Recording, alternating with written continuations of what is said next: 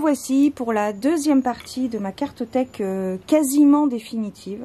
Quasiment définitive parce que je pense que il y en a encore 2-3 dont je vais me séparer. Mais bon, voilà, je te les ai quand même présentés ou je vais peut-être te les présenter rapidement dans ces 3 vidéos. Puisqu'effectivement, il y aura 3 vidéos. Je ne peux pas faire moins parce que même si je fais par thème, eh bien, je n'ai pas assez de jeux pour faire des thèmes. Sinon ça reviendrait à faire 5-6 vidéos et c'est pas le but. Pour cette série de vidéos, eh bien Mafalda daigne nous honorer de sa présence. Donc soit, elle a sa place, bienvenue à toi.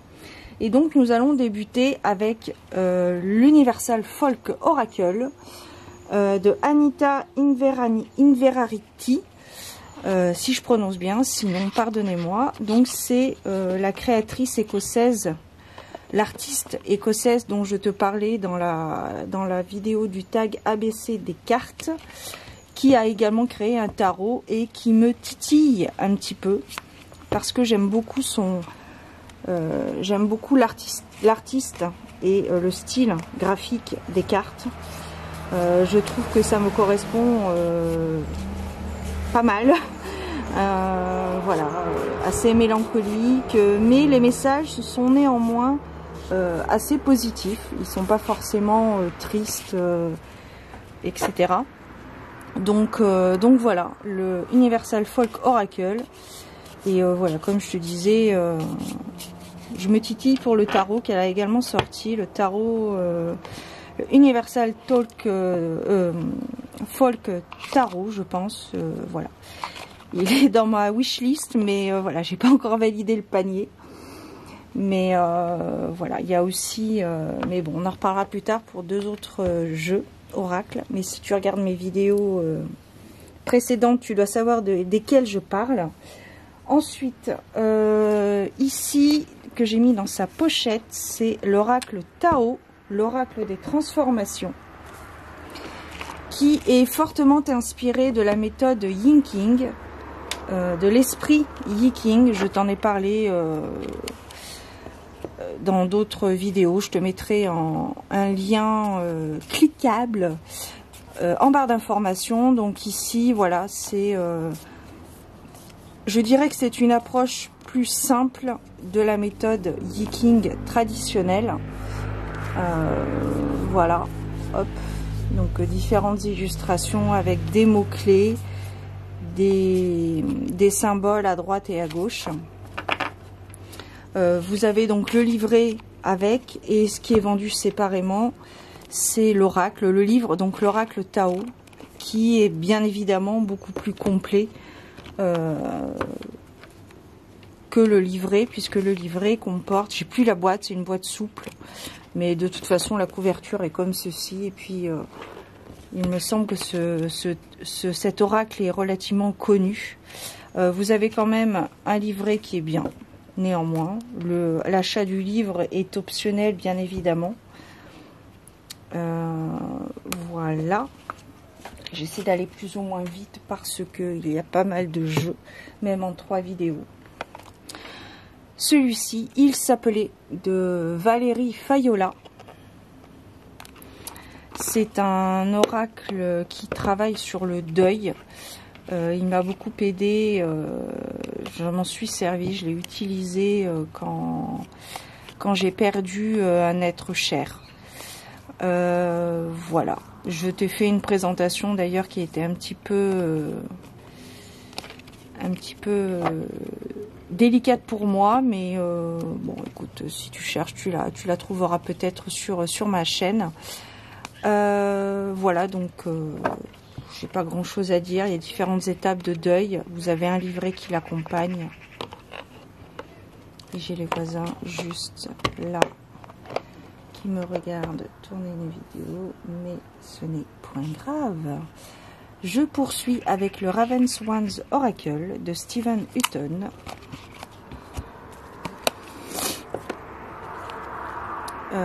Donc ici, c'est un oracle en anglais. Ici la boîte. C'est un oracle en anglais dont j'ai traduit les cartes, où j'ai mis la traduction de chaque carte en français sur la carte carrément. Mais on la voit pas beaucoup justement parce que c'est au stylo bille.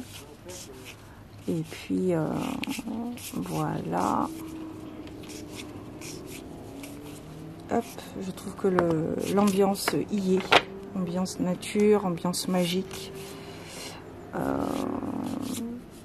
Voilà.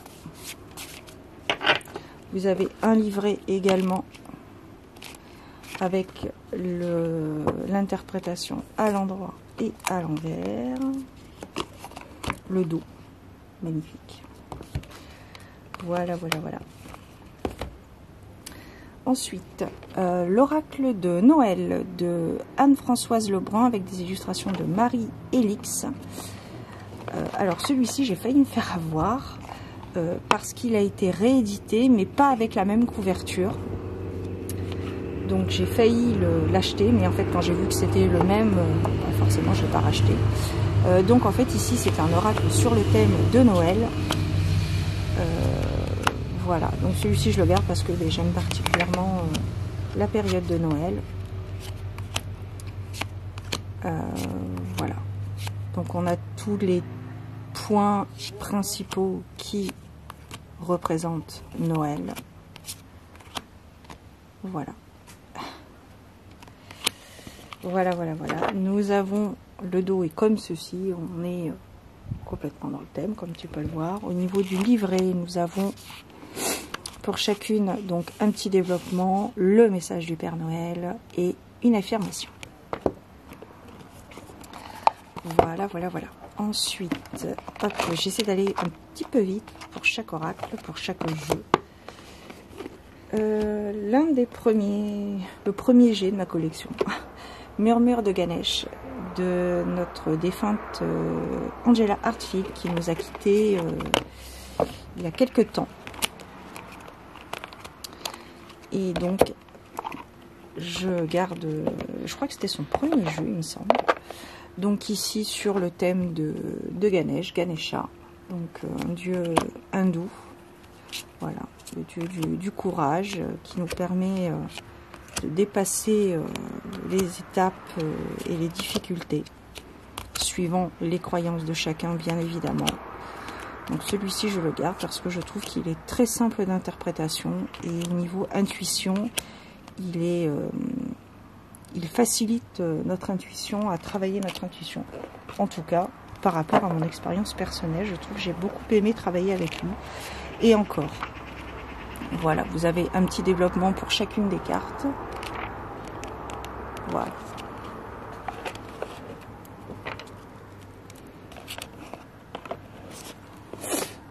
Ensuite, l'oracle de Kuan Yin de Alana Fairchild. Alors, Alana Fairchild est une personne qui aime beaucoup parler et qui a beaucoup de choses à dire. Puisque vous remarquerez dans son livret que pour chaque carte, vous avez quand même 2-3 pages à chaque fois. Mais c'est très intéressant. En général, moi, je pige une carte et il y a tellement de choses à dire. Et puis, même en visualisation, en méditation même, je dirais, je trouve les illustrations très très belles. Totalement dans le thème, presque poétique. Voilà. Pour l'oracle de Kuan Yin, qui pareil a été l'un de mes premiers jeux aussi. On poursuit avec l'oracle des kami et yokai à la rencontre des divinités et esprits du Japon de Caroline Duban avec des illustrations de Laurence Rasson. Alors, si tu me suis, si tu sais que moi et le Japon, ça ne fait pas un, parce que je n'ai pas la prétention de dire que j'ai déjà été au Japon, que voilà, pour X ou Y raison, j'ai des connaissances très poussées sur le Japon, non. Mais je m'intéresse à ce pays du soleil levant, et là en l'occurrence, aux kami et yokai, donc ce sont les légendes, les démons, les esprits du Japon, ici, voilà. Mais voilà, comme je te disais, le Japon, j'aime beaucoup le Japon, les traditions, l'art de vivre. la culture, les coutumes et puis leur philosophie de vie n'a rien à voir avec la nôtre occidentaux.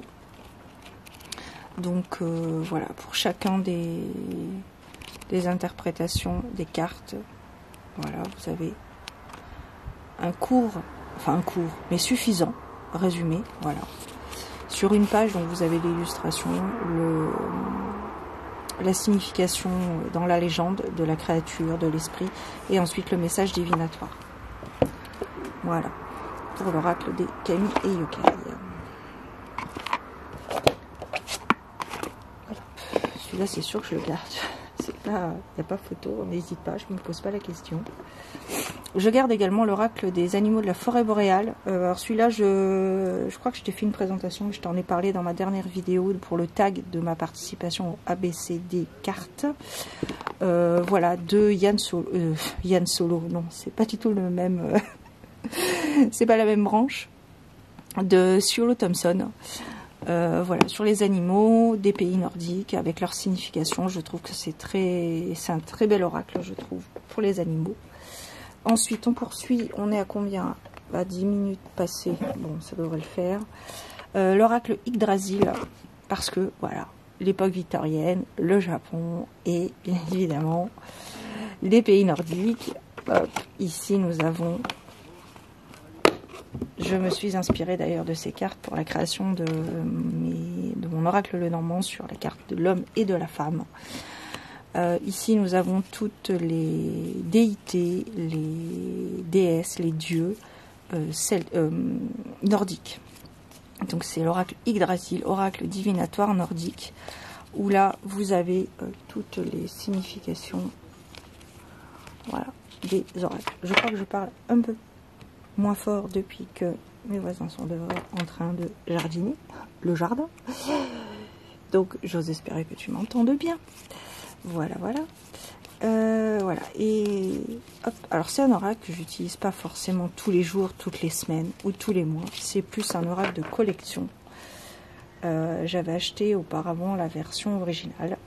Et quand j'ai vu que la version française était sortie, eh bien, je l'ai acheté. Et en fait, il s'est avéré que quelques jours ou quelques semaines plus tard, je l'ai reçu de la part des maisons d'édition.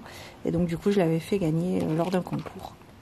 Si j'avais pas gardé et la version originale et la version française en 2 exemplaires, ça n'avait aucun sens, aucun intérêt. Et donc pour chacune des cartes, vous avez donc la signification du dieu. Alors il faut savoir aussi que dans la mythologie nordique, il y a 9 mondes dans la légende. Donc dans le livret, il y a les 9 mondes qui sont bien séparés. Et pour chacun des mondes, vous avez des dieux et des déesses qui sont mentionnés, à qui ils appartiennent. Donc très intéressant pour quiconque s'intéresse à la mythologie nordique, sans vouloir se tirer les cartes, mais au moins à titre informatique, bref, ne serait-ce que pour se renseigner sur ce thème, il est très intéressant. Ensuite, le tarot chinois, apprendre et pratiquer, de Jean-Louis Victor. Voilà, donc ici c'est un coffret qui comporte les 22 arcanes majeurs sur la philosophie Tao. Il me semble, si je reprends bien le... Voilà, donc ici nous n'avons que les 22 arcanes majeurs, mais certaines cartes ont été renommées. Ici nous avons l'apprenti, voilà. Donc je trouve que c'est un jeu qui est très intéressant, un tarot qui est très intéressant pour quiconque bien évidemment s'intéresse à l'histoire de la Chine, la philosophie, etc. Chine qui est différente du Japon bien évidemment, mais voilà. Donc vous avez dans chaque livret, dans le livret pardon, vous avez un livret en couleur avec donc des descriptifs, un descriptif et des précisions sur chacune des cartes. Voilà. Hop, pour l'oracle, le tarot chinois. D'ailleurs, c'est un tarot que je me demande si je ne te l'ai pas présenté. Non, ma tarothèque, je sais plus. Bon, c'est pas grave. J'ai dû l'oublier peut-être, ou sinon tu l'auras vu 2 fois. Mais c'est pas grave. On poursuit avec le Yi-King de Nathalie Mourier. Le livre, les 64 cartes hexagrammes. Alors, j'ai une version originale qui date de... Enfin, une version qui date de 84, je crois. 1984. Et là, qui, je trouve, dans cette version 84, apporte un petit peu plus d'authenticité à cette méthode de tirage. Ici, je trouve qu'on est plus dans le commercial, mais je pense dans le commercial, voilà, dans l'esprit accessible. Est-ce que c'est un magnétiseur?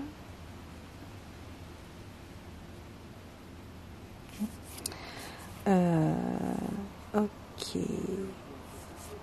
Et donc, excusez-moi, je m'envoie ça en face, mes voisins en face. Du coup, voilà, on a les 64 hexagrammes. Voilà, avec, voilà. Mais comme je te disais, une version commerciale beaucoup plus accessible au niveau compréhension, par rapport toujours à mon expérience personnelle de ce jeu. Je pense que j'aurai plus de facilité à comprendre le Yi-King avec cette version qu'avec la version originale où nous avons un pavé. Mais voilà, je ne perds pas espoir d'apprendre d'une manière différente. Donc dans le livret, voilà, vous avez l'explication de chaque carte et l'interprétation sur différents thèmes. Ensuite, l'oracle des sorcières. Alors, on passe du coq à l'âne, hein, tu peux le remarquer. L'oracle des sorcières et des sorcières de la littérature de Taïsia Kataishkaya et Cathy Oran.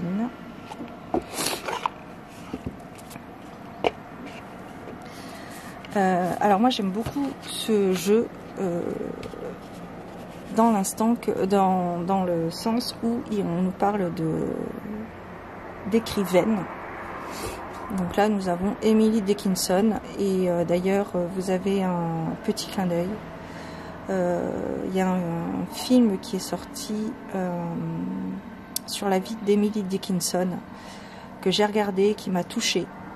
J'ai trouvé ce film et puis l'interprétation du personnage d'Emily Dickinson. Je n'ai plus son nom en tête, mais c'est l'une des femmes qui a joué dans Sex and the City. Mais qui, je trouve, s'est approprié le personnage d'Emily Dickinson, absolument magistral, à mon sens. Voilà, si tu as l'occasion, je crois que le film s'appelle Emily Dickinson, tout simplement. Voilà, alors vous avez des cartes oracles aussi. Voilà, et donc différentes écrivaines, donc Toni Morrison avec un mot-clé à chaque fois. Voilà, Sylvia, Charlotte Perkins Gilman, Alejandra Pizarnik, Yumiko Kurahashi, Joy Harjo, Anna Akhmatova, Sapo, Eileen Cheng, Shirley Jackson et Sandra Cisneros. Et donc, comme je te disais, pour accompagner ces écrivaines, nous avons des cartes oracles également, qui ont été intégrés à ce jeu. Et ensuite, dans le livret,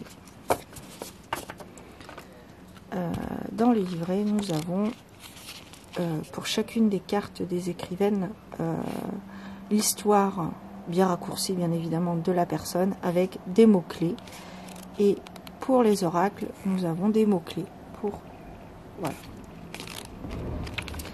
Donc, après, je t'avouerai que celui-ci, je l'utilise plus facilement avec uniquement les cartes des écrivaines qu'en mélangeant ou en associant les cartes oracles. Mais voilà, j'utilise plus facilement les cartes des écrivaines que des cartes oracles qui accompagnent. Ensuite, on part sur les Gardiens de la Lumière, carte oracle de Kyle Gray. Donc ici, celui-ci, c'est un oracle qui est relativement connu également dans la sphère cartothèque, où nous avons différentes êtres de lumière. Donc, ce sont des êtres qui ont existé sur Terre et qui restent donc dans l'autre monde, qui accompagnent, qui ont connu la vie humaine. Voilà. On termine avec Kutumi, cap de sagesse. Vous connaissez déjà la réponse que vous cherchez. Croyez en ce que vous savez. Et voilà. Donc le livret, comme ceci. À chaque fois, vous avez donc le descriptif de l'être de lumière avec le message qui l'accompagne.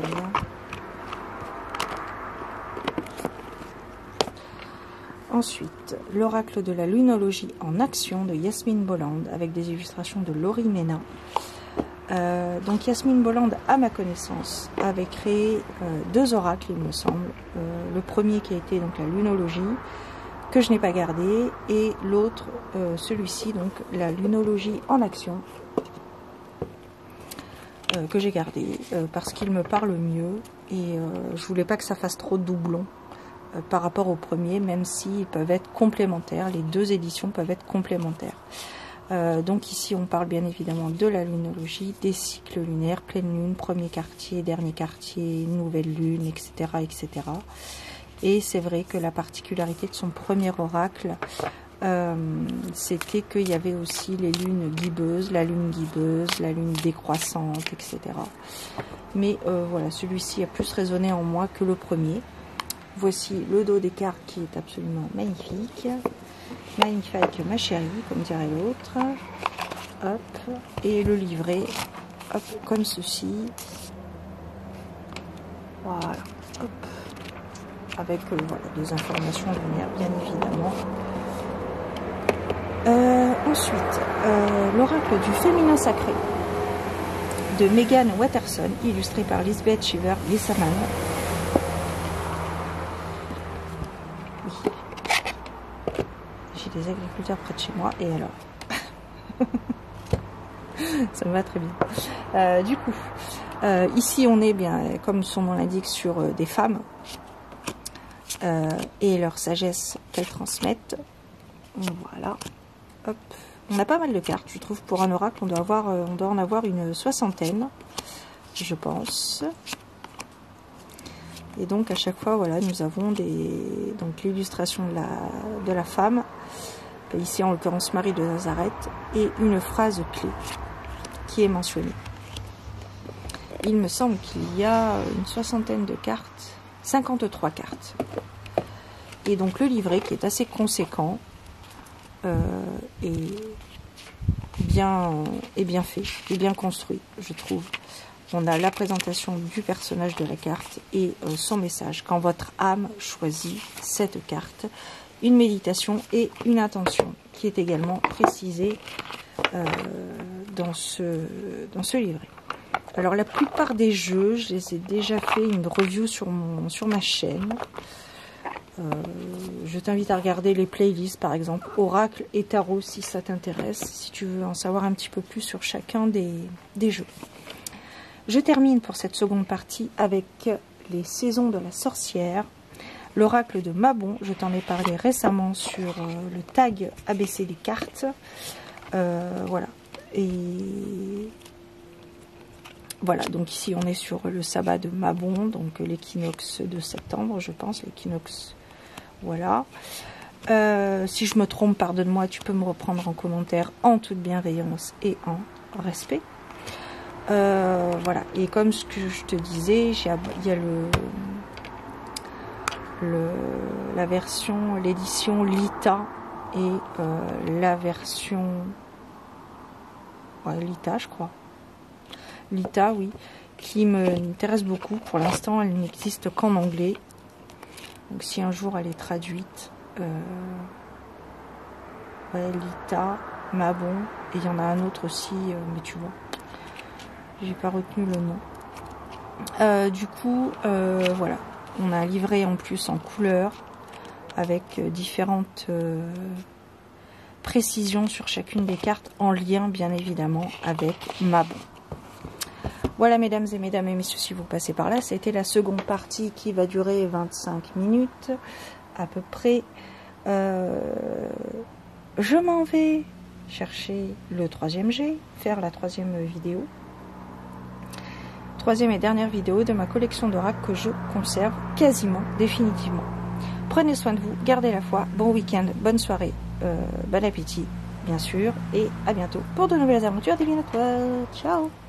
Et Mafalda vous dit aussi bonsoir.